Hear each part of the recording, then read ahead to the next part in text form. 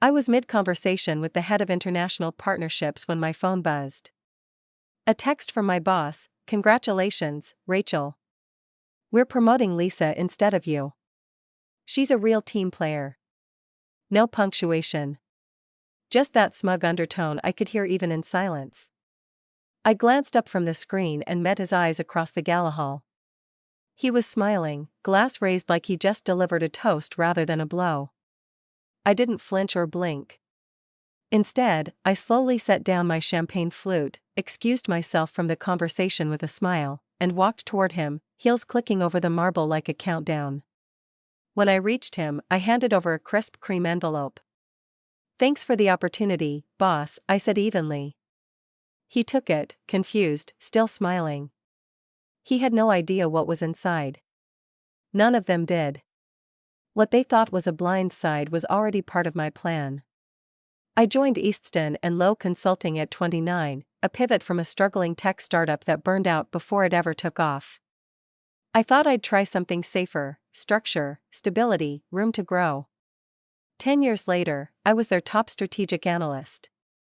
Client retention was up 38% under my programs. I recovered 3 flailing contracts in Q1 alone and built a system for predictive forecasting that was outperforming manual analysis by 400%. But none of that earned me the promotion I'd been promised. Apparently, what mattered more was smiling in the right meetings, attending weekend socials, and, God help me, baking brownies for the Friday culture hour. Lisa did all that. She also repeated my strategies, renamed them, and somehow got credited for innovation. But I stayed focused: results, not politics. I thought merit would eventually win. I was wrong. 3 months before the gala, I had my annual review. I laid out everything: performance metrics, upcoming forecasts, new contract projections. My boss, Greg, barely looked up from his phone. "Rachel, you're strong," he said. "But you've got sharp edges. Lisa makes people feel good. She softens a room. But she also lost us the comp tech contract," I said. He waved a hand. "People forget outcomes. They remember how you make them feel." That was the moment I knew I'd outgrown the room. I didn't argue. Instead, I started preparing. For the past year, I'd been quietly developing a consulting model on the side, one that automated workflow alignment based on team behavioral patterns. It wasn't built on company time. I used my own servers, my own tools. 2 months ago, the intellectual property was officially registered under my name. At the same time, I was in talks with a small but rising firm based out of Boston, Arona Strategies. Our first coffee chat turned into weekly meetings, and then came the pilot test. It went better than I expected. By the time Greg texted me at the gala, my exit was already mapped. The letter I handed him wasn't just a resignation. It included a performance report, a breakdown of every outcome I'd delivered, and a clause stating that I was withdrawing all consulting and strategic assets I'd provided since none had been formalized in a contractual capacity. They'd been running on systems I built for free, and now they'd have to rebuild from scratch. If you've ever been told you were too much, too direct, or not quite right for leadership, just know it's not about your ability. It's about their comfort. When your excellence threatens their comfort, they choose comfort. But that doesn't mean you fold. It means you shift. You build something better on your own terms. What I did next made the entire leadership team at Easton and Lowe wish they'd read the room better. Back at the gala, Greg opened the envelope while I walked away. I didn't turn to watch his face. I didn't need to, because the next morning, Arona made the announcement: "We're proud to welcome Rachel Lynn as our new partner, strategy and performance. Her systems are already changing the way we do business." The press release went live at 9 a.m. sharp. By 10:15, Greg's name was trending internally. By noon, I'd received 3 texts from colleagues I hadn't spoken to in months. "Did you plan that?"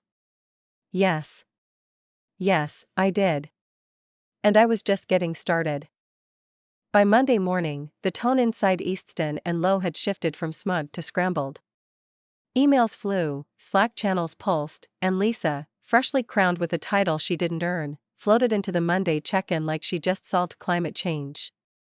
"Let's make this a productive week," she chirped. Nobody answered because half the team was already knee-deep in panic.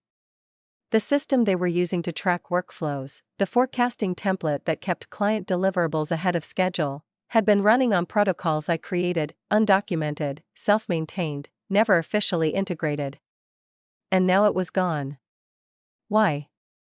Because I revoked access the moment my resignation was finalized. Not maliciously, not out of spite, legally, ethically, strategically. It was mine. And I wasn't going to let them Frankenstein my work just so Lisa could slap her name on it.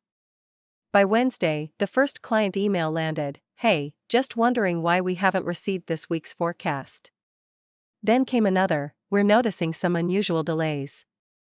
Everything all right on your end?" And another, "Who's handling Rachel's transition plan?" We had deliverables based on her system. Lisa blinked, fumbled, delegated. "We're just realigning," she said, copying Greg and trying to sound in control. "You'll see improvement soon." But there was no alignment. Just a mess of spreadsheets, missed handovers, and junior analysts trying to recreate tools they didn't understand. By Friday, 3 clients had called Greg directly. One escalated, another suspended their upcoming renewal. The third quietly emailed me. Meanwhile, I was busy.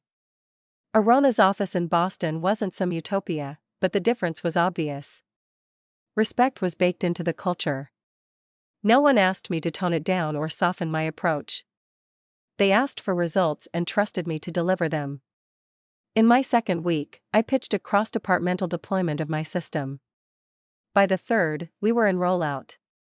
By the fourth, our COO asked if I'd be willing to lead a licensing negotiation with a Fortune 100 prospect.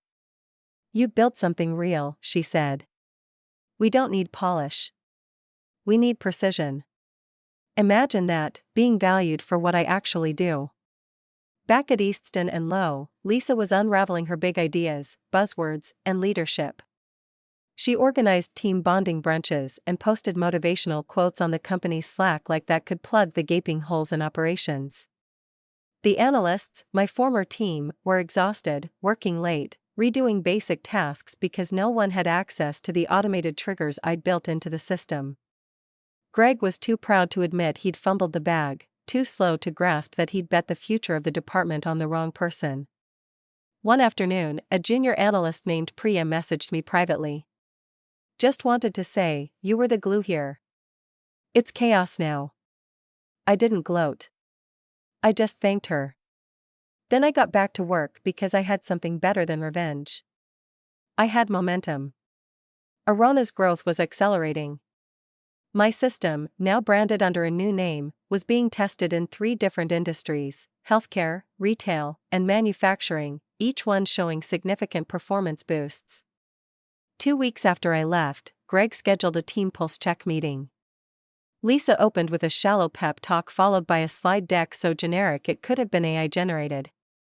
She stumbled over basic KPIs, mispronounced a client's name, and blamed legacy systems for the dip in performance. One of the senior analysts coughed loudly. Another muttered under their breath, "Funny, Rachel never blamed the system. She just fixed it." Greg didn't respond because even he knew you can't fake capability forever. 3 days later, Arona's internal press release hit LinkedIn. Rachel Lynn leads successful deployment of adaptive systems tool across 5 enterprise clients, increasing productivity by 46% in Q1. Greg read it, Lisa read it, hell, the whole industry read it. Even Priya messaged again, they saw it. "You're trending in our department Slack. People are saying they didn't know how much was you." I smiled. Now they do. If you've ever watched someone get rewarded for mimicking what you built from scratch, this story is for you. Because in Chapter 3, Lisa's illusion finally collapses. And what happens next? Let's just say Greg's about to make a desperate call, too little, way too late. The message came on a Tuesday morning from a number I hadn't saved but immediately recognized. "Greggy, Rachel, we need to talk today if possible, please. No, hope you're well. No small talk, just panic. Thinly veiled informality. I didn't respond. Not immediately. I had back-to-back meetings, licensing projections to finalize, and an Arona executive round table that afternoon. Greg could wait. So could Easton and Lowe. The truth was, I already knew why he was calling. The cracks had become too big to ignore. In just 3 weeks, 3 major clients had pulled out. Internally, project delays were stacking like a Jenga tower. The analysts were floundering without a system, running on manual spreadsheets and crossed fingers.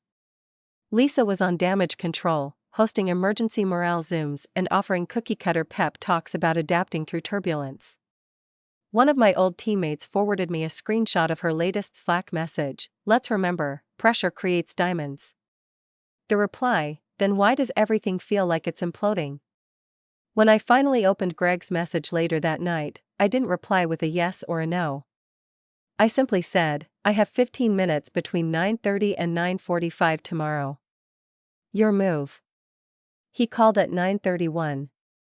His voice was tight, the usual corporate calm replaced by something closer to desperation. Rachel, thank you for making time. I know things haven't played out the way we anticipated. Anticipated? I almost laughed. Instead, I leaned back in my chair and let the silence stretch. He continued, I'll be blunt. We're facing significant operational instability. The workflows you implemented were deeply integrated, more than we realized. Lisa hasn't been able to replicate the success. I raised an eyebrow even though he couldn't see me. You mean she doesn't understand what she was handed? He hesitated. That's not how I'd phrase it, but yes. Of course it wasn't. Greg then pivoted to the pitch, the real reason for the call. Rachel, what you built, your IP, your system, was the backbone of our delivery model. We'd like to propose a licensing partnership. Bring the system back. We're prepared to offer compensation. I smiled slowly. You want to license what you dismissed as too tactical 6 months ago? Things evolve. Perspectives shift. I said, is that why Lisa's reportedly crying in the break room every other day? Silence, then softer, Rachel, we made a mistake. I made a mistake. You were never just tactical. You were the engine. It was the first time he'd admitted it, but it wasn't satisfying, not anymore. Because the moment you stop needing someone's validation is the same moment their regret means nothing. I told Greg I'd consider his proposal, that my legal team would review terms if they were serious. He thanked me like a drowning man offered a rope. But after the call, I didn't feel triumphant. I felt clear. They didn't want to celebrate my value. They just wanted to contain the damage. Big difference. Meanwhile, at Arona, things were accelerating. The pilot program I launched was now in full adoption phase. Clients were reporting 40% faster implementation timelines and improved accuracy across multi-phase projects. Jared, the CEO, had already looped me into a global strategy call to discuss scaling the platform internationally. You're not just solving problems, he said. You're building the future. Real leadership, real vision, not lip service, the kind Greg never gave. The next week, an anonymous Reddit post from an insider at Easton and Lowe started gaining traction on industry boards. Senior leadership bet on image over substance. Now systems are breaking, morale is tanking, and the person who could have saved it is gone. Corporate theater at its finest. By Thursday, a leaked internal memo confirmed what we already suspected: Lisa had stepped down. Personal reasons, the memo said, but insiders knew. The numbers didn't lie. The irony? Lisa posted a farewell selfie on LinkedIn that same day. Caption: growth often looks like goodbye. The comments were brutal. Growth for whom? Did you mean implosion? Hope Rachel's doing well. As for me, I kept building. Arona's board greenlit our next expansion phase. I was invited to keynote a national strategy summit. And one evening, as I left the office, I passed our wall of framed innovations. They'd added a new plaque, LinOps, the system that changed everything. My name etched below. No politics, no approval committee, just results. If you've ever been called too focused or not a culture fit, just know it's never about your worth. It's about their limits. And if they can't see what you bring to the table, build your own damn table. Because in Chapter 4, Greg tries again, but this time I bring the full picture into view. And when I tell him what it'll really cost to get me back, let's just say it's not measured in dollars. The follow-up email landed on a Sunday night. Subject line, formal proposal, re-strategic licensing, plus return discussion. I stared at it for a full 10 seconds before clicking. Greg never did Sunday work unless his hands were on fire, which meant things at Easton and Lowe had gone from unstable to catastrophic. Inside was a clean PDF, their logo in the corner, my name on the first line, Rachel Lynn, former strategic lead, proposed reacquisition of IP workflow optimization and forecasting system. It was official. They wanted my system back, not leased, not referenced, owned, integrated. The price they offered, $1.6 million upfront, plus a long-term consultancy retainer and a full buyout of LinOps. Generous on the surface, but the second I read the non-disclosure and non-compete clause, I closed the document. They weren't buying partnership, they were buying silence, control, which meant they still didn't get it. Monday morning, I printed the proposal and brought it into Jared's office. He didn't even blink. "You're not considering it, are you?" he asked, sipping his espresso. "Not in the slightest," I said, setting it down on his desk. He looked it over briefly, smirking. "They still think this is about code." They always did. We both knew what they were really after. The system wasn't just a set of automations. It was logic, structure, insight. It was my brain mapped. It couldn't be duplicated, and they were finally realizing that. "Want me to have our legal team send a reply?" Jared asked. I shook my head. "This one's personal." I agreed to a meeting on my terms. Neutral ground. A private business lounge overlooking the Chicago River, far from their sterile conference rooms and cold coffee. Greg showed up 10 minutes early. He looked older, like the past month had aged him in real time. He stood as I entered. "Rachel, thanks for agreeing to meet." "Let's get to it," I said, sitting across from him, unfolding the proposal. He launched into a pitch, familiar phrases dressed in new desperation.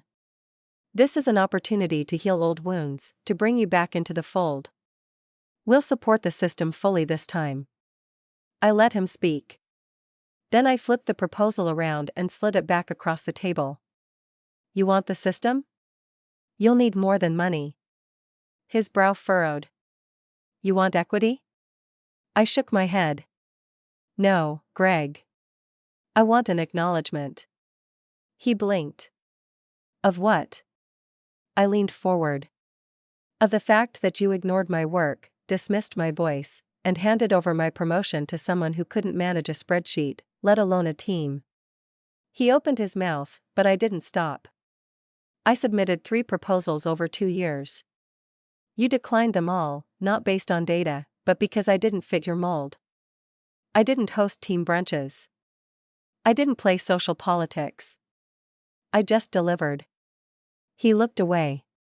I continued, "You didn't just undervalue me.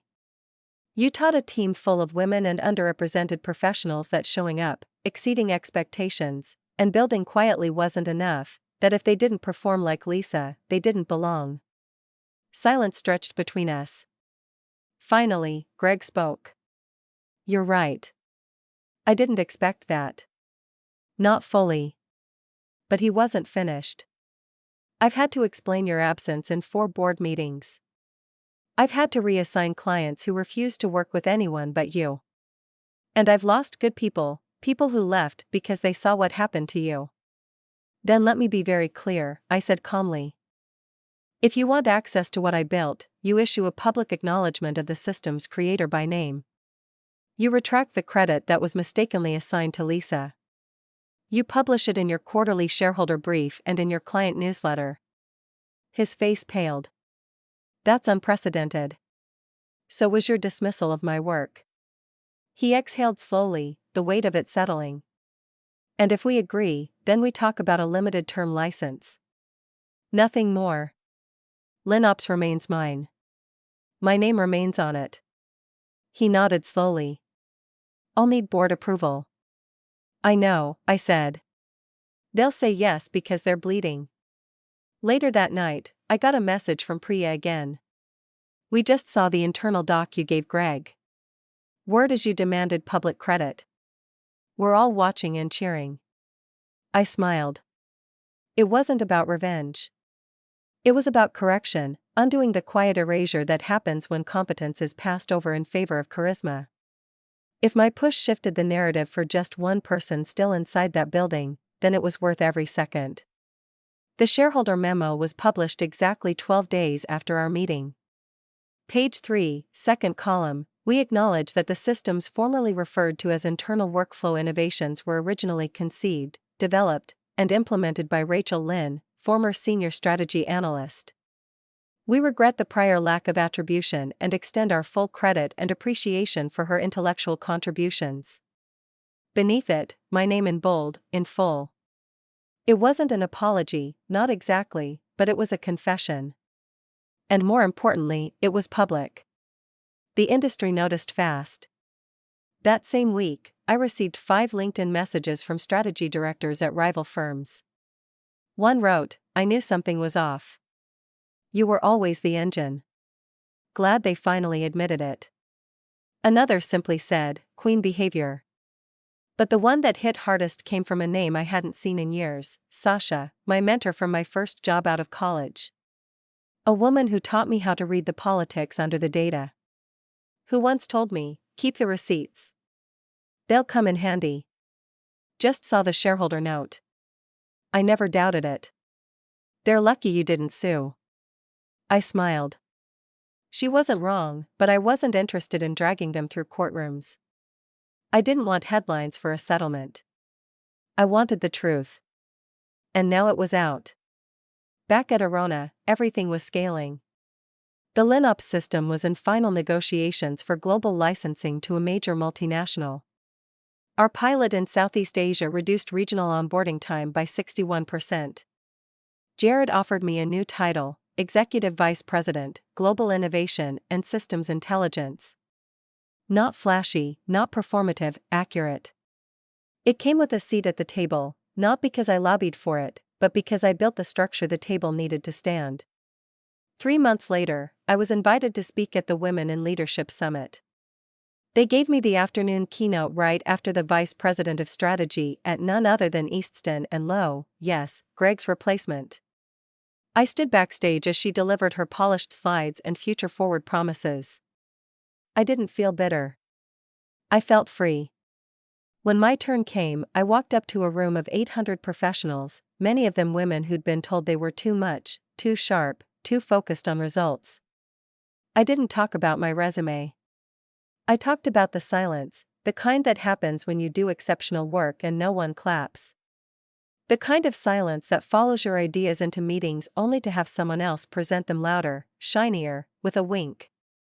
I was told I was too focused on outcomes. I told them, turns out that was the exact focus the industry needed. By the time I finished, the room was on its feet. And this time, the applause was mine, earned, not gifted. Later that evening, as I left the event, a young analyst stopped me near the elevators. You don't know me, she said. But I followed your story. I used to think I had to shrink to be seen. You proved otherwise. Her voice cracked slightly, and I saw myself in her, in the quiet strength, the flicker of fire just beneath. I smiled. You don't have to get louder. You just have to stop dimming. She nodded, and I walked away knowing something had shifted, not just for me, but for all of us. Easton and Lowe never fully recovered. Their client list shrank by 40% in 6 months. Recruitment slowed. And Lisa? She went quiet, deleted her girl boss posts. Rumor was she was consulting at a mid-size firm in Ohio, trying to rebuild. As for Greg, he stepped down quietly after the board began asking too many questions he couldn't answer. Their house of cards collapsed, not because I pushed it, but because I walked away with the blueprint and took the foundation with me. Now I live in a brownstone in Lincoln Park. The framed patent for LinOps hangs beside a signed licensing agreement from a Fortune 50 partner. My email signature includes 3 words I never thought I'd see next to my name: founder, inventor, strategist. Not because someone allowed it, but because I claimed it.